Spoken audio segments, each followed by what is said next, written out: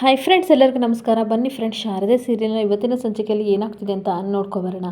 ಅದಕ್ಕೂ ಮುಂಚೆ ಫ್ರೆಂಡ್ಸ್, ಯಾರೆಲ್ಲ ನನ್ನ ವೀಡಿಯೋ ನೋಡ್ತಾ ಇದ್ದೀರಾ ಅವರೆಲ್ಲ ಪುಟ್ಟದೊಂದು ಲೈಕ್ ಮಾಡಿ, ಹಾಗೆ ಸಬ್ಸ್ಕ್ರೈಬ್ ಆಗೋದನ್ನು ಮರಿಬೇಡಿ. ಬನ್ನಿ ಸ್ಟಾರ್ಟ್ ಮಾಡೋಣ.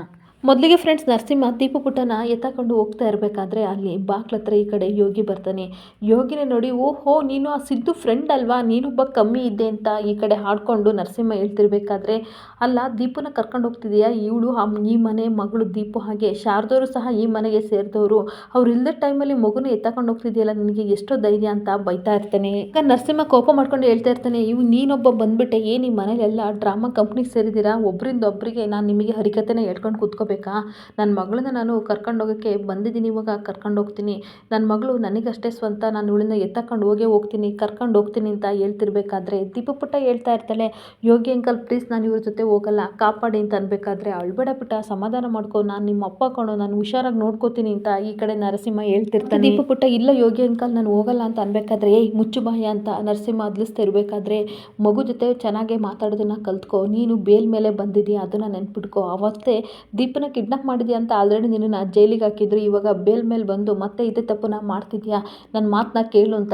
ಯೋಗಿ ಹೇಳ್ತಾ ಇರ್ತಾನೆ. ಮತ್ತೆ ನರಸಿಂಹ ಕೋಪ ಮಾಡ್ಕೊಂಡು, ಬೇಕು ಬೇಕು ಅಂತ ಏನು ಗುರು ಈಗ ಪೊಲೀಸಿಗೆ ಕರಿತೀಯಾ, ನಾನೇ ಫೋನ್ ಮಾಡ್ತೀನಿ ಇರು, ಯಾರ ಜೊತೆ ಇರಬೇಕು ಮಗಳು ಅಂತ ಅವರೇ ಡಿಸೈಡ್ ಮಾಡಿ ಹೇಳ್ತಾರೆ ಅಂತ ಅನ್ಬೇಕಾದ್ರೆ, ಈ ಓವರ್ ಕಾನ್ಫಿಡೆನ್ಸ್ನ ನೀನು ನನ್ನ ಹತ್ರ ತೋರಿಸ್ಬೇಡ, ಇರು ನಾನು ಫೋನ್ ಮಾಡಿ ಪೊಲೀಸಿಗೆ ಹೇಳ್ತೀನಿ, ಪೊಲೀಸಿಗೆ ಫೋನ್ ಮಾಡಿದರೆ ಕಸ್ಟಡಿಗೆ ತಗೋತಾರೆ, ಮತ್ತೆ ಅಲ್ಲಿ ನೀನು ಮುದ್ದೆ ಮುರಿಯೋದಂತೂ ಗ್ಯಾರಂಟಿ ಅಂತ ಯೋಗಿ ಹೇಳ್ತಿರ್ಬೇಕಾದ್ರೆ, ಈ ಕಡೆ ನರಸಿಂಹನಿಗೆ ಸ್ವಲ್ಪ ಸ್ವಲ್ಪ ನಡುಕ ಉಂಟಾಗ್ತಾ ಇರುತ್ತೆ. ಆಗ ಮತ್ತೆ ಯೋಗಿ ಹೇಳ್ತಾ ಇರ್ತಾನೆ, ಶಾರದವರು ನಿನ್ನಿಂದ ತುಂಬ ವರ್ಷಗಳಿಂದ ದೂರ ಇದ್ದಾರೆ, ಅದಕ್ಕೂ ಸಹ ಸಾಕ್ಷಿ ಇದೆ, ಹಾಗೆ ದೀಪು ಪುಟ್ಟನ ನೀನು ಕಿಡ್ನಾಪ್ ಮಾಡೋದಕ್ಕೂ ನಮ್ಮ ಹತ್ರ ಸಾಕ್ಷಿ ಇದೆ, ಏನಾದರೂ ನಾನು ಪೊಲೀಸಿಗೆ ಹೇಳಿದರೆ ಕಂಬಿ ಎಣಿಸೋದಂತೂ ಗ್ಯಾರಂಟಿ, ಏನು ನೋಡಬೇಕಾದ್ರೆ ಅಂತ ಹೇಳ್ತಿರ್ಬೇಕಾದ್ರೆ ನರಸಿಂಹನಿಗೆ ಭಯ ಆಗ್ತಾ ಇರುತ್ತೆ. ಅವಾಗ ಇನ್ನೊಂದು ಕಡೆ ಪಾರಿಜಾತ ಮತ್ತು ಜ್ಯೋತಿಕಾ ತುಂಬ ಗುರಾಯಿಸ್ಕೊಂಡು ಹಾಗೆ ಯೋಗಿ ಮುಖನ ನೋಡ್ತಾ ಇರ್ತಾರೆ. ಹಾಗೆ ಶಾರದವ್ರು ಏನಾದ್ರು ಬಂದು ಪೊಲೀಸ್ ಕಂಪ್ಲೇಂಟ್ ಕೊಟ್ಟರೆ ಲೀಗಲ್ ಕೇಸ್ ಆಗುತ್ತೆ, ಇವಾಗ ಹೇಳು, ಯೋಚನೆ ಮಾಡು, ನಾನೇ ಪೊಲೀಸಿಗೆ ಕಾಲ್ ಮಾಡಲಾ ಅಥವಾ ನೀನು ಮಾಡ್ತೀಯ ಅಂತ ಅಂದಾಗ ಈ ಕಡೆ ಏನು ಮಾತಾಡದೆ ನರಸಿಂಹ ನಡ್ಕೊಂಡು ನಿಂತಿರ್ತಾನೆ. ಅವಾಗ ದೀಪು ಪುಟ್ಟ ಓಡ್ ಬಂದು ಸುಮಿತ್ರನ ಹಗ್ ಮಾಡ್ಕೊಂಡು ಕಣ್ಣೀರಾಗ್ತಿರ್ಬೇಕಾದ್ರೆ, ಸಮಾಧಾನ ಮಾಡ್ಕೊ ಪುಟ್ಟ ಅಂತ ಹೇಳ್ತಾ ಇರ್ತಾಳೆ. ಅಷ್ಟೊತ್ತಿಗೆ ಈ ಕಡೆ ಯೋಗಿನೂ ಸಹ ಹೇಳ್ತಾ ಇರ್ತಾನೆ, ನಿನ್ನ ಪಾಡಿ ನೀನು ಹೋಗ್ತೀಯ ಅಥವಾ ನಾನು ಕಂಪ್ಲೇಂಟ್ ಕೊಡ್ಲಾ ಅಂತ ಹೇಳ್ತಿರ್ಬೇಕಾದ್ರೆ, ಬೇಕು ಬೇಕು ಅಂತ ನರಸಿಂಹ ಭಯ ಪಡ್ಕೊಬಿಟ್ಟು ಹೇಳ್ತಾ ಇರ್ತಾನೆ, ಆಯ್ತು ಬಿಡು ಈ ಸಲ ಹೋಗ್ತೀನಿ, ಆದರೆ ನೆಕ್ಸ್ಟ್ ಟೈಮ್ ನಾನು ಬಡ್ಡಿ ಸಮೇತ ಎಲ್ಲನೂ ತೀರಿಸ್ಕೋತೀನಿ, ಈ ಸಲ ಹೋಗ್ತೀನಿ ಅಂತ ಹೋಗ್ತಿರ್ಬೇಕಾದ್ರೆ ಪಾರಿಜಾತ ಜ್ಯೋತಿಕನ್ಗೆ ಹೇಳ್ತಾ ಇರ್ತಾಳೆ, ನೀನು ಎಷ್ಟು ಒಳ್ಳೆ ಪ್ಲಾನ್ ಮಾಡಿದ್ದೆ ಜೋ, ಆದರೆ ಇವ್ನು ಯಾವನ ಬಂದು ಎಲ್ಲ ಹಾಳು ಮಾಡ್ದ ಅಂತ ಬೈತಾ ಇರ್ತಾಳೆ.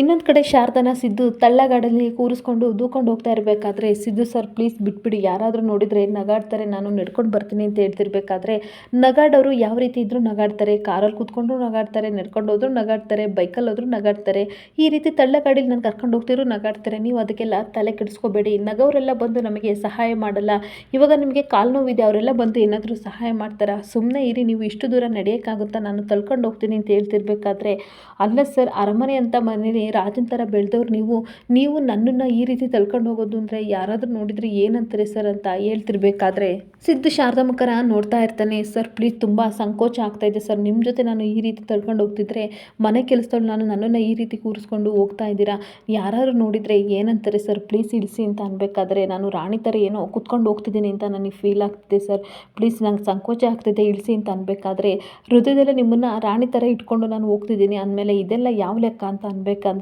ಸರ್ ಏನಾರು ಅಂದ್ರ ಅಂತ ಶಾರದಾ ಕೇಳ್ತಾ ಇರ್ತಾಳೆ. ಆಗ ಸಿದ್ದು ಹೇಳ್ತಾ ಇರ್ತಾನೆ, ಏನಿಲ್ಲ ಸುಮ್ಮನೆ ಕೂತ್ಕೊಳ್ಳಿ, ದೀಪು ಥರ ಆಟ ಮಾಡಬೇಡಿ, ದೀಪನಾಗಿದ್ದರೆ ಹೆಗ್ಲ ಮೇಲೆ ಹೊತ್ಕೊಂಡು ಹೋಗ್ತಾ ಇದ್ದೆ, ಈಗ ನೀವಲ್ವಾ ಅದಕ್ಕೆ ಈ ಥರ ಗಾಡೀಲಿ ನಾನು ತಳ್ಕೊಂಡು ಹೋಗ್ತಿದ್ದೀನಿ ಅಂತ ಅನ್ಬೇಕಾದ್ರೆ, ಅಲ್ಲ ಸರ್ ಏನು ಗೊತ್ತಾ, ಯಾರಾದರೂ ನಮಗೆ ಉಪಕಾರ ಮಾಡ್ತಾರೆ ಅಂತ ಅಂದರೆ ಅದನ್ನು ದುರುಪಯೋಗ ರೀತಿ ನಾವು ಬಳಸ್ಕೋಬಾರ್ದು, ಆ ಉಪಕಾರ ಮಾಡಿಸ್ಕೊಳ್ಳೋಕ್ಕೂ ಯೋಗ್ಯತೆ ಇದೆಯೋ ಅಂತ ನಾವು ಮೊದಲು ನೋಡ್ಕೋಬೇಕು ಅಲ್ವಾ ಅಂತ ಕೇಳ್ತಾ ಇರ್ತಾಳೆ. ಈ ಥರ ಎಲ್ಲ ಉಪಕಾರ ಮಾಡಬೇಡಿ, ಋಣದ ಭಾರ ಜಾಸ್ತಿ ಆಗುತ್ತೆ, ನನಗೆ ತೀರ್ಸೋಕ್ಕಾಗಲ್ಲ, ಬೇಕಾದರೆ ನಾನು ಎಷ್ಟು ದೂರ ಆದರೂ ನಡ್ಕೊಂಡು ಬರ್ತೀನಿ ಸರ್, ಪ್ಲೀಸ್ ಈ ಥರ ಋಣಿಯಾಗಿರೋಕ್ಕೆ ನನ್ನ ಕೈಲಿ ಆಗಲ್ಲ ಅಂತ ಅನ್ಬೇಕಾದ್ರೆ, ಎಷ್ಟೇ ಮಾತಾಡ್ತೀರಿ ಶಾರದಾ ಅವರೇ, ನಿಮ್ಮನ್ನೇ ನೋಡಿ ದೀಪು ಅಷ್ಟು ಮಾತಾಡೋದು ಕಲ್ತಿದ್ದಾಳೆ ಅಂತ ಅನಿಸುತ್ತೆ, ನೀವು ಇದೇ ರೀತಿ ಏನಾದರೂ ಮಾತಾಡ್ತಾ ಇದ್ದರೆ ನಿಮ್ಮನ್ನು ಇಲ್ಲೇ ಬಿಟ್ಬಿಟ್ಟು ನಾನು ಹೋಗಿ ಮರದ ಕೆಳಗೆ ಕೂತ್ಕೊಬಿಡ್ತೀನಿ ಅಂತ ಅಂದಾಗ, ಅಯ್ಯೋ ಸರ್ ನಾನು ಆ ರೀತಿ ಹೇಳ್ತಾ ಇಲ್ಲ, ನನ್ನನ್ನು ತಪ್ಪಾಗಿ ತಿಳ್ಕೊಬೇಡಿ ಪ್ಲೀಸ್ ಅಂತ ಹೇಳ್ತಿರ್ಬೇಕಾದ್ರೆ, ಬಾಯಿ ಮುಚ್ಚು ಕೂತ್ಕೋಬೇಕು ಅಷ್ಟೇ ಅಂತ ಸನ್ನೆ ಮಾಡಿ ತೋರಿಸ್ತಿರ್ಬೇಕಾದ್ರೆ, ಸರಿ ಅಂತ ಬಾಯಿ ಮುಚ್ಕೊಂಡು ಅವಳು ಸಹ ನಗಾಡ್ತಿರ್ಬೇಕಾದ್ರೆ, ಹಾಗೆ ಶಾರದಾ ಸಿದ್ದು ಮುಖನ ನೋಡಿಕೊಂಡು, ಸಿದ್ದು ಶಾರದಾ ಮುಖನ ನೋಡ್ಕೊಂಡು ಇಬ್ಬರು ರೊಮ್ಯಾಂಟಿಕ್ ಡ್ಯಾನ್ಸ್ನ ಮಾಡ್ತಾ ಇರೋ ರೀತಿ ಈ ಕಡೆ ಸಿದ್ದು ಕನಸು ಕಾಣ್ತಾ ಇರ್ತಾನೆ. ಇನ್ನೊಂದು ಕಡೆ ಮನೆಯವರೆಲ್ಲರೂ ಸಹ ತುಂಬ ಕಣ್ಣೀರು ಹಾಕ್ಕೊಂಡು, ಹಾಗೆ ಸುಮಿತ್ರ ಕಣ್ಣೀರು ಹಾಕ್ಕೊಂಡು ತನ್ನ ಮೊಮ್ಮಗಳು ದೀಪು ಪುಟ್ಟನ ಹಗ್ ಮಾಡಿಕೊಂಡು ಸಮಾಧಾನ ಮಾಡ್ತಿರ್ಬೇಕಾದ್ರೆ, ಯೋಗಿ ಹೇಳ್ತಾ ಇರ್ತಾನೆ, ಏನೂ ಆಗಿಲ್ಲ ದೀಪು ಪುಟ್ಟ, ಸಮಾಧಾನ ಮಾಡ್ಕೊ ಅಂತ ಹೇಳ್ಬೇಕಾದ್ರೆ, ಕಣ್ಣೀರು ಹಾಕ್ಕೊಂಡು ದೀಪು, ಅಮ್ಮಮ್ಮ ನಾನು ಹೋಗಲ್ಲ, ಅವ್ರ ಜೊತೆ ನನ್ನನ್ನು ಕಳಿಸಿ ಕಳಿಸ್ಬೇಡಿ, ನನಗೆ ತುಂಬ ಭಯ ಆಗ್ತಿತ್ತು, ದೊಡ್ಡ ರಾಕ್ಷಸನ ಥರ ನೋಡ್ದಂಗೆ ಆಗ್ತಿತ್ತು. ಅದೇ ಪ್ರಹ್ಲಾದ ಇದ್ದಾನಲ್ಲ, ಅವನ ಮಗನ ಕರ್ಕೊಂಡು ಹೋಗ್ಬಿಟ್ಟು ಬೆಟ್ಟದಿಂದ ಎಸೆತಾನಲ್ಲ, ಆ ರೀತಿ ನನಗೆ ಭಯ ಆಗ್ತಿತ್ತು, ಏನಾದರೂ ಮಾಡ್ತಾನೆ ಅಂತ. ಅಪ್ಪ ಅಂತಾರೆ ಅಮ್ಮಮ್ಮ, ಆದರೆ ಯಾಕೆ ನಾನು ಇಷ್ಟಪಟ್ಟಂತೆ ನನ್ನನ್ನು ಇರೋಕ್ಕೆ ಬಿಡಲ್ಲ ಅಂತ ಅಳ್ತಿರ್ಬೇಕಾದ್ರೆ, ಬೇಜಾರು ಮಾಡ್ಕೊಬೇಡ ಪುಟ್ಟ, ಅವನೊಬ್ಬ ದೊಡ್ಡ ರಾಕ್ಷಸ, ನನ್ನಿಂದಲೇ ನಿನಗೆ ಇವತ್ತೆಲ್ಲ ಆಗಿದ್ದು, ಕೈಯೆಲ್ಲ ನೋವಾಗಿದೆಯಾ ಅಮ್ಮಮ್ಮ, ನಾನು ಔಷಧಿ ಹಚ್ಚುತ್ತೀನಿ, ಸಮಾಧಾನ ಮಾಡ್ಕೊತ ಮುದ್ದಾಡ್ತಿರ್ಬೇಕಾದ್ರೆ ಈ ಕಡೆ ದಶರಥನು ಹೇಳ್ತಾ ಇರ್ತಾನೆ, ನನಗೂ ತುಂಬ ಟೆನ್ಷನ್ ಆಗಿತ್ತು, ಕಾನೂನು ಅದು ಇದು ಅಂತೆಲ್ಲ ಹೇಳಿ ತಲೆ ಕೆಡಿಸ್ಬಿಟ್ಟ, ಏನು ಮಾಡಬೇಕು ಅಂತ ನನಗೆ ಗೊತ್ತಾಗಲಿಲ್ಲ. ಅಷ್ಟೊತ್ತಿಗೆ ಯೋಗಿ ನೀನು ದೇವರಾಗಿ ಬಂದು ಕಾಪಾಡಿಬಿಟ್ಟೆ, ಇಲ್ಲಾಂದರೆ ನಾವು ದೀಪನ ಹೇಗೆ ಕಾಪಾಡ್ಕೊಳ್ಳೋದು ಅಂತ ಹೇಳ್ತಿರ್ಬೇಕಾದ್ರೆ, ಇರಲಿ ಬಿಡಿ ಅಂಕಲ್, ನಾನು ಹೊರಗಡೆ ಹೋಗ್ತಾ ಇದ್ದೆ, ನನಗೆ ನರ್ಸಿಂಗ್ ವಾಯ್ಸ್ ಕೇಳ್ತು, ಅದಕ್ಕೋಸ್ಕರ ನಾನು ಏನಾಗಿರ್ಬೋದು ಅಂತ ಬಂದೆ ಅಂತ ಅನ್ಬೇಕಾದ್ರೆ ಸುಮಿತ್ರಾ ಹೇಳ್ತಾ ಇರ್ತಾಳೆ, ಶಾರದಾ ನನಗೆ ಮಗುನ ವಯಸ್ಸು ಹೋಗಿದ್ದು, ಅವಳ ಜವಾಬ್ದಾರಿಯಿಂದ ನಾನು ಓದ್ಕೊಂಡಿದ್ದೆ, ಇವಾಗ ಏನಾದರೂ ಮಗು ಇಲ್ಲ ಅಂತಂದಿದ್ರೆ ಅವಳಿಗೆ ಹೇಗೆ ನನ್ನ ಮುಖ ತೋರಿಸ್ಲಿ, ಅವಳು ನಿಜವಾಗ್ಲೂ ನಮ್ಮನ್ನು ಕ್ಷಮಿಸ್ತಾ ಇರಲಿಲ್ಲ ಅಂತ ಕಣ್ಣೀರಾಗ್ತಿರ್ಬೇಕಾದ್ರೆ, ಬಿಡಿ ಆಂಟಿ ಏನೂ ಆಗಿಲ್ವಲ್ಲ, ಸಮಾಧಾನ ಮಾಡ್ಕೊಳ್ಳಿ ಅಂತ ಅಂದಾಗ ದೀಪನು ಸಹ ಥ್ಯಾಂಕ್ಸ್ ಅಂಕಲ್ ಅಂತ ಹೇಳ್ತಾ ಇರ್ತಾಳೆ. ಇರಲಿ ಬಿಡು ಪುಟ್ಟ, ನನಗೆ ಥ್ಯಾಂಕ್ಸ್ ಎಲ್ಲ ಹೇಳ್ಬೇಡ, ನನಗೊಂದು ಬೇಕು ಕೊಡ್ತೀಯ ಅಂತ ಅನ್ಬೇಕಾದ್ರೆ, ಏನು ಹೇಳಿ ಅಂಕಲ್ ಅಂದಾಗ, ಸಿದ್ದು ಫ್ರೆಂಡ್ಗೆ ಕೊಡ್ತೀಯಲ್ಲ ನೀನು ಮುತ್ತು, ಆ ರೀತಿ ನನಗೂ ಒಂದು ಕೊಡಬೇಕು ಅಂತ ಅಂದಾಗ, ಓ ಹೌದಾ, ಆ ರೀತಿ ಎಲ್ಲ ಕೊಡೋಕ್ಕಾಗಲ್ಲ ಅಂತ ಅಂತಾಳೆ. ಯಾಕೆ ಅಂದಾಗ, ಆ ಥರ ಮುತ್ತು ನಾನು ಸಿದ್ದು ಫ್ರೆಂಡಿಗೆ ಮಾತ್ರ ಕೊಡೋದು, ನಿಮಗೆ ಬೇರೆ ಥರ ಕೊಡ್ತೀನಿ ಅಂತ ಹೇಳ್ಬೇಕಾದ್ರೆ ದಶರಥ ನಗಾಡ್ತಾ ಇರ್ತಾನೆ. ಅವಾಗ ದೀಪಪುಟ್ಟ ಹೇಳ್ತಾ ಇರ್ತಾಳೆ, ನನ್ನ ಸಿದ್ದು ಫ್ರೆಂಡ್ ಬರೋವರೆಗೂ ನೀವು ನಮ್ಮ ಜೊತೆನೇ ಇರಬೇಕು ಅಂಕಲ್ ಅಂತ ಹೇಳ್ಬೇಕಾದ್ರೆ ಎಲ್ಲ ನಗಾಡ್ತಾ ಇರ್ತಾರೆ. ಮತ್ತೆ ವಿಮಲ ಹೇಳ್ತಾ ಇರ್ತಾಳೆ, ಥ್ಯಾಂಕ್ಸ್ ಯೋಗಿ, ಏನು ಗೊತ್ತಾ, ದೇವರು ಒಂದು ರೂಪದಲ್ಲಿ ಬಂದು ನಮ್ಮನ್ನು ಒಳ್ಳೆಯವ್ರನ್ನ ಕಾಪಾಡ್ತಾನೆ ಅಂತ ಕೇಳಿದ್ದೆ, ಆದರೆ ಈಗ ನಮ್ಮ ರೂಪದಲ್ಲಿ ದೇವರಾಗಿ ನೀನೇ ಬಂದೆ ನಮ್ಮ ಮನೆಗೆ ಅಂತ ಹೇಳ್ಬೇಕಾದ್ರೆ, ಅಯ್ಯೋ ಆ ರೀತಿ ಏನಿಲ್ಲ ಬಿಡಿ ಆಂಟಿ, ಏನು ಗೊತ್ತಾ, ಸಿದ್ದು ಹೋಗ್ಬೇಕಾದ್ರೆ ದೀಪಿಗೆ ಬೇಜಾರಾಗುತ್ತೆ, ಅವಾಗವಾಗ ಹೋಗಿ ಒಂದು ಸ್ವಲ್ಪ ಆಟ ಆಡಿಸು ಅಂತ ಅಂದಿದ್ದ, ಅದಕ್ಕೋಸ್ಕರ ಬಂದೆ ಅಂತ ಹೇಳ್ತಾ ಇರ್ತಾನೆ. ಅಷ್ಟೊತ್ತಿಗೆ ಮುರಳಿನೂ ಸಹ ಹೇಳ್ತಾ ಇರ್ತಾನೆ, ಏನು ಗೊತ್ತಾ, ಅವನು ಕಾನೂನು ರೂಪವಾಗಿ ಬಂದು ಏನಾದರೂ ಮಗು ಬೇಕು ಅಂತ ಕರ್ಕೊಂಡೋದ್ರೆ ನಾವು ಏನು ಮಾಡೋಕ್ಕಾಗುತ್ತೆ ಹೇಳು ಯೋಗಿ, ಮಗು ಯಾವಾಗಲೂ ಅಪ್ಪನ ಜೊತೆಲೇ ಇರಬೇಕು, ಅಮ್ಮ ಜೊತೆ ಇರಬೇಕು ಇಲ್ಲ ಅಪ್ಪನ ಜೊತೆ ಇರಬೇಕು, ಅವಾಗ ಏನು ಮಾಡೋಕ್ಕಾಗುತ್ತೆ ಅಂತ ಕೇಳ್ತಿರ್ಬೇಕಾದ್ರೆ ಎಲ್ಲರಿಗೂ ಸ್ವಲ್ಪ ಟೆನ್ಷನ್ ಆಗ್ತಾ ಇರುತ್ತೆ. ಅವಾಗ ಯೋಗಿ ಹೇಳ್ತಾ ಇರ್ತಾನೆ, ಆ ಥರ ಎಲ್ಲ ಏನಿಲ್ಲ ಅಂಕಲ್, ಅವ್ನಿಗೆ ಮಾತ್ರ ಕಾನೂನು ಗೊತ್ತಾ, ನಮಗೂ ಚೆನ್ನಾಗೇ ಗೊತ್ತು, ನೀವೇನು ಭಯ ಪಡಬೇಡಿ, ಅವ್ನು ಆ ರೀತಿ ಬಂದರೆ ನನಗೊಂದು ಫೋನ್ ಮಾಡಿ, ನಾನು ಇಮಿಡಿಯೇಟ್ಲಿ ಬರ್ತೀನಿ, ಅವ್ನಿಗೆ ಯಾವ ರೀತಿ ಬುದ್ಧಿ ಕಲಿಸ್ಬೇಕೋ ಆ ರೀತಿ ಬುದ್ಧಿ ಕಲಿಸೋಣ ಅಂತ ಹೇಳ್ಬೇಕಾದ್ರೆ, ಸರಿನಪ್ಪ ಅಂತ ದಶರಥ ಹೇಳ್ತಾ ಇರ್ತಾನೆ. ಹಾಗೆ ಸಿದ್ದುಗೂ ಮತ್ತು ಶಾರದವ್ರಿಗೆ ಈ ವಿಷಯನ ಹೇಳ್ಬೇಡಿ, ಪಾಪ ತುಂಬ ಡಿಸ್ಟರ್ಬ್ ಆಗ್ತಾರೆ ಅಂತ ಅನ್ಬೇಕಾದ್ರೆ ಸುಮಿತ್ರನು ಸಹ ಹೌದು ಹೇಳೋದು ಬೇಡ ಅಂತ ಹೇಳ್ತಾ ಇರ್ತಾಳೆ. ಏಕೆಂದರೆ ಅರ್ಧದಲ್ಲೇ ಅವರು ಮೀಟಿಂಗ್ನ ಬಿಟ್ಟು ಬರ್ಬೋದು ಅಂತ ಅಂದಾಗ ದೀಪು ಪುಟ್ಟ, ಹೌದು ಅಂಕಲ್, ಅಮ್ಮನಿಗೆ ಗೊತ್ತಾದರೆ ವಾಪಸ್ ಬಂದೇ ಬಿಡ್ತಾಳೆ, ನಾವು ತುಂಬ ಕಷ್ಟಪಟ್ಟು ಅವಳನ್ನ ಒಪ್ಪಿಸಿ ಕಳಿಸಿದ್ದೀವಿ, ಇಲ್ಲ ನಡೀರಿ ಫ್ರೆಂಡ್ ನಾವು ಹೋಗೋಣ ಅಂತ ಸಿದ್ದುನ ಒರೆಸ್ಕೊಂಡು ಕರ್ಕೊಂಡು ಬಂದೇ ಬಿಡ್ತಾಳೆ, ಅವಳು ನನಗಿನ್ನ ಹಠ ಮಾಡ್ತಾಳೆ, ಹಠ ಮಾಡಬೇಕಾದ್ರೆ ನಾನು ಏನು ಮಾತಾಡೋಕ್ಕಾಗಲ್ಲ ಅಂತ ಹೇಳ್ತಿರ್ಬೇಕಾದ್ರೆ, ಅದೆಲ್ಲ ಸರಿ ಪುಟ್ಟ, ಶಾರದನು ಮತ್ತು ಸಿದ್ದುನು ನಿಮ್ಮ ಫ್ರೆಂಡ್ ಇಲ್ಲ ಅಂತ ಅವನಿಗೆ ಯಾವ ರೀತಿ ಗೊತ್ತಾಯಿತು, ನರಸಿಂಹನಿಗೆ ಯಾರು ಹೇಳಿದರು ಅಂತ ಕೇಳ್ತಿರ್ಬೇಕಾದ್ರೆ ಈ ಕಡೆ ಜ್ಯೋತಿಕನಿಗೆ ಸ್ವಲ್ಪ ಶಾಕ್ ಆಗ್ತಾ ಇರುತ್ತೆ. ಆವಾಗ ಇನ್ನೊಂದು ಕಡೆ ಪಾರಿಜಾತ ಒಳಗೆ ಹೋಗ್ತಿರ್ಬೇಕಾದ್ರೆ ಈ ಕಡೆ ಜ್ಯೋತಿಕಾ ಹೇಳ್ತಾ ಇರ್ತಾಳೆ, ಹೋಗ್ಬಿಡಿ ಗ್ರಾಮಿ, ತುಂಬ ಅನುಮಾನ ಬರುತ್ತೆ, ಸುಮ್ಮನೆ ನಿಂತ್ಕೊಳ್ಳಿ ಅಂತ ಹೇಳ್ತಾ ಇರ್ತಾಳೆ. ಹಾಗೆ ಜ್ಯೋತಿಕಾ ನೆನ್ಪಿಸ್ಕೊತಾ ಇರ್ತಾಳೆ, ಸಿದ್ದು ಶಾರದು ಹೊರಟು ಹೋಗ್ಬೇಕಾದ್ರೆ ಇವಳೇ ಬೇಕು ಅಂತ ನರಸಿಂಹನಿಗೆ ಕಾಲ್ ಮಾಡಿ ಅವರಿಬ್ಬರು ಹೊರಟೋದ್ರು, ನಿನ್ನ ಮಗನ ಬಂದು ಕರ್ಕೊಂಡೋಗು ಅಂತ ಹೇಳಿದ್ದು ನಾನು ನೆನ್ಪು ಮಾಡ್ಕೋತಾ ಇರ್ತಾಳೆ. ಇನ್ನೊಂದು ಕಡೆ ಈ ಕಡೆ ಮುರಳಿ ಸಹ ಹೇಳ್ತಾ ಇರ್ತಾನೆ, ಅಯ್ಯೋ ಬಿಡಪ್ಪ, ಯಾರು ಹೇಳಿದ್ರು ಗೊತ್ತಿಲ್ಲ, ಅವನೇ ನಮ್ಮಂಗ ಸಾದಾ ಮನುಷ್ಯ, ಯಾವ ಟೈಮಲ್ಲಿ ಏನು ತಿಳ್ಕೊತಾನೋ ಒಂದೂ ಗೊತ್ತಾಗಲ್ಲ, ಸದ್ಯ ಬಂದಿದ್ದ ಆಪತ್ತನ್ನ ನಾವು ದೂರ ಆದ್ವಲ್ಲ, ಅದರಿಂದ ಒಳ್ಳೇದಾಯ್ತಲ್ಲ, ಅಷ್ಟೇ ಸಾಕು ಬಿಡು, ಬಿಟ್ಟಾಕು ಅಂತ ಹೇಳ್ತಾ ಇರ್ತಾನೆ. ಇನ್ನೊಂದು ಕಡೆ ಅಂತೂ ಇಂತೂ ರೆಸಾರ್ಟ್ನ ತಲುಪಿಡ್ತಾರೆ. ಈ ಕಡೆ ಸಿದ್ದು ತಳ್ಳಗಾಡಿಲಿ ಶಾರದನ ಕೂರಿಸ್ಕೊಂಡು ತಳ್ಕೊಬಂದು ರೆಸಾರ್ಟ್ ಹತ್ರ ನಿಲ್ಲಿಸ್ಬಿಟ್ಟು, ಅಂತೂ ನಾವು ರೆಸಾರ್ಟ್ಗೆ ಬಂದ್ವಿ ಅಂತ ಹೇಳ್ತಿರ್ಬೇಕಾದ್ರೆ, ಅಯ್ಯೋ ದೇವ್ರೆ, ನಾನು ಎಲ್ಲಿ ಬೆಳಗೂ ಆಗ್ಬಿಡುತ್ತಪ್ಪ ಅಂತ ಟೆನ್ಷನ್ ಆಗಿತ್ತು ಅಂತ ಹೇಳ್ತಾ ಇರ್ತಾಳೆ. 5 ಕಿಲೋಮೀಟರ್ ನಿಮ್ಮನ್ನು ತಳ್ಳಿದ್ನಲ್ಲ, ಅದಕ್ಕೆ ನಿಮಗೆ ಈ ರೀತಿ ಟೆನ್ಷನ್ ಆಗಿದೆ, ಸರಿ ಹುಷಾರು, ಇಳಿರಿ ಅಂತ ಅನ್ಬೇಕಾದ್ರೆ ಗಾಡಿಯಿಂದ ಇಳಿಬೇಕಾದ್ರೆ ಸ್ಕಿಪ್ ಆಗಿ ಬಿದ್ದುಬಿಡ್ತಾಳೆ. ಆಗ ಸಡನ್ನಾಗಿ ಕೈ ಹಿಡ್ಕೊಂಡಾಗ ಶಾಕ್ ಆಗಿ ಹಾಗೆ ಶಾರದಾ ಸಿದ್ದು ಮುಖನ ನೋಡ್ತಾ ಇರ್ತಾಳೆ.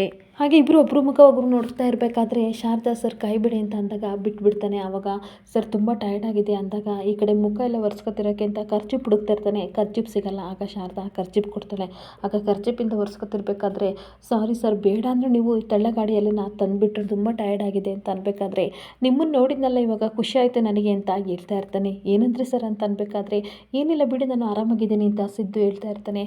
ಆದರೂ ಸರ್, ಈ ಥರ ಎಲ್ಲ ನನ್ನನ್ನು ಕೂರಿಸ್ಕೊಬಂದು ನನ್ನ ಮೇಲೆ ಋಣನ ಹೊರಿಸ್ಬಿಟ್ರಿ ಅಂತ ಅಂದಾಗ, ಸುಮ್ಮನೆ ಇರಿ ಶಾರದವ್ರೆ, ಯಾವಾಗಲೂ ಬರೀ ಇದನ್ನೇ ಹೇಳ್ತಾ ಇದ್ದೀರಾ ಆಗ್ಲಿಂದಲೂ ಅಂತ ಹೇಳ್ತಾ ಇರ್ತಾನೆ. ಮತ್ತೆ ಹೇಳ್ತಾ ಇರ್ತಾನೆ, ಒಂದು ಐಡಿಯಾ ಕೊಡ್ತೀನಿ ನೋಡ್ರಿ, ಇವಾಗ ನಿಮ್ಮನ್ನ ನಾನು ಕೂರಿಸ್ಕೊಂಡು ತಳ್ಕೊಬಂದಲ್ವಾ, ಹಾಗೆ ನನಗೇನಾದರೂ ತೊಂದರೆ ಆದರೆ ನೀವೊಂದಿನ ಕೂರಿಸ್ಕೊಬಂದ್ರಿ ಮುಗ್ದೋಯ್ತು ಅಂತ ಅನ್ಬೇಕಾದ್ರೆ, ಸರ್ ಬಿಡ್ತು ಅನ್ನಿ, ನಿಮಗೆ ಯಾವತ್ತೂ ಈ ರೀತಿ ತೊಂದರೆ ಆಗೋದು ಬೇಡ ಅಂತ ಅನ್ಬೇಕಾದ್ರೆ, ನನ್ನನ್ನು ಚೆನ್ನಾಗಿ ಅರ್ಥ ಮಾಡ್ಕೊಂಡಿದ್ದೀರಾ, ಹಾಗೆ ತುಂಬ ಕಾಳಜಿ ಮಾಡ್ತೀರಾ ಅಂತ ಅನ್ಸುತ್ತೆ ಅನ್ಬೇಕಾದ್ರೆ, ಶಾರದಾ ಏನೂ ಮಾತಾಡದೆ ತಲೆ ತೆಗ್ಸಿ ನಿಂತ್ಕೊಬಿಡ್ತಾಳೆ.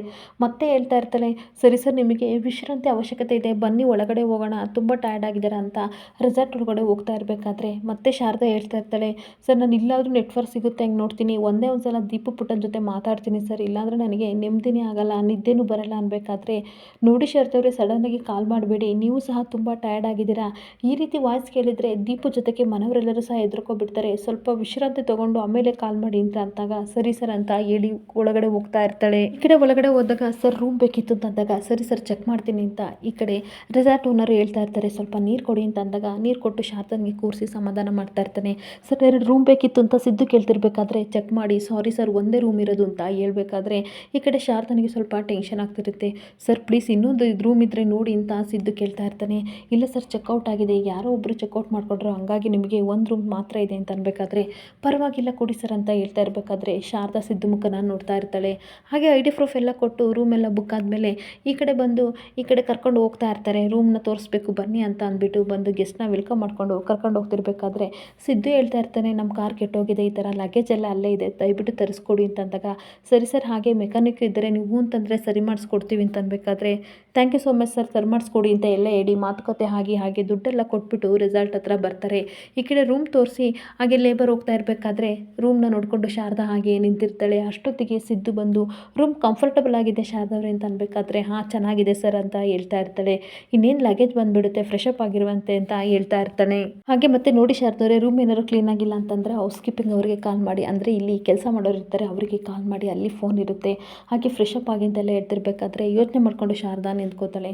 ಯಾಕೆ ಯೋಚನೆ ಮಾಡ್ತಿದ್ದೀರಾ, ಒಂದೇ ರೂಮಲ್ಲಿ ಇರಬೇಕು ಅಂತ ಹೇಳಿದ್ರಲ್ಲ ಅದಕ್ಕೆ ಅಂದಾಗ ಹ್ಞೂ ಅಂತ ಹೇಳ್ತೀರಿ. ನಿಮ್ಗೆ ಏನೇ ಬೇಜಾರಾಗಿದ್ರು ನಿಮ್ಮ ಮನಸ್ಸಲ್ಲಿ ಏನಿದೆ ಅಂತ ನನ್ನ ಕಣ್ಣಲ್ಲಿ ನಾನು ರಿಫ್ಲೆಕ್ಸ್ ಮಾಡ್ಕೊಬಲ್ಲೆ, ಅದು ನನಗೆ ಅರ್ಥ ಆಗುತ್ತೆ, ನೀವು ಟೆನ್ಷನ್ ಮಾಡ್ಕೋಬೇಡಿ, ನಾನು ಹೊರಗಡೆ ಇರ್ತೀನಿ ಆಯಿತಾ, ಆದರೆ ಏನು ಮಾಡೋದು ಒಂದೇ ರೂಮಲ್ಲಿ ಇರೋಕ್ಕಾಗುತ್ತಾ ಅಂತ ಕೇಳ್ತಿರ್ಬೇಕಾದ್ರೆ ಆಶ್ಚರ್ಯವಾಗಿ ಸಿದ್ದು ಮುಖನ ಶಾರದಾ ನೋಡ್ತಾ ನಿಂತ್ಕೋತಾಳೆ. ಇಲ್ಲಿಗೆ ಈ ಸಂಚಿಕೆ ಎಂಡ್ ಆಗ್ತಿದೆ. ಈ ವಿಡಿಯೋ ಇಷ್ಟ ಆದರೆ ಪುಟ್ಟದೊಂದು ಲೈಕ್ ಮಾಡಿ, ಫಾಲೋ ಮಾಡಿ. Thank you.